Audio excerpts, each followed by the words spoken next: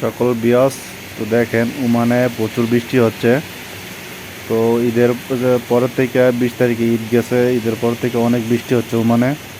তো খুবই ভয়াবহ। দেখেন বিয়স পাহাড় থেকে যে বৃষ্টি হয়েছে, বৃষ্টি পানিগুলা পাহাড়তে চিবা দিয়া নামতেছে।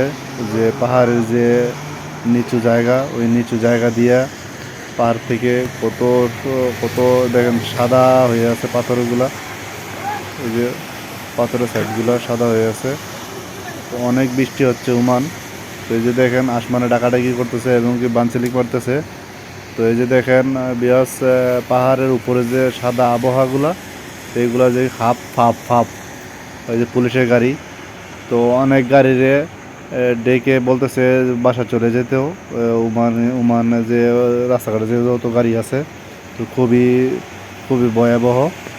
এই যে দেখেন তো এখানে এই যে বৃষ্টি হয়ে গেলে এই মাত্র, তো এই যে দেখেন এদিকটা পানি জমে আছে, বৃষ্টি প্রচুর বৃষ্টি হয়েছে ওমান। তো অনেক ওয়াদি হয় ওমানে। তো অনেক গাড়ি অনেক মানুষ মারাও গিয়েছে বন্যায়। তো যারা ওমান প্রবাসে আছেন অবশ্যই তারা জেনে থাকবেন যে প্রচুর বৃষ্টি হচ্ছে ওমানে। এই যে দেখেন আসমানে কি বানচিলিক মারতেছে এবং কি ডাকাডাকি করতেছে আসমানে। এই যে দেখেন এই যে বানচিলিক মারতেছে আসমানে। তো এই যে দেখেন কত কত বছরের, শত শত বছরের পুরনো পাহাড়।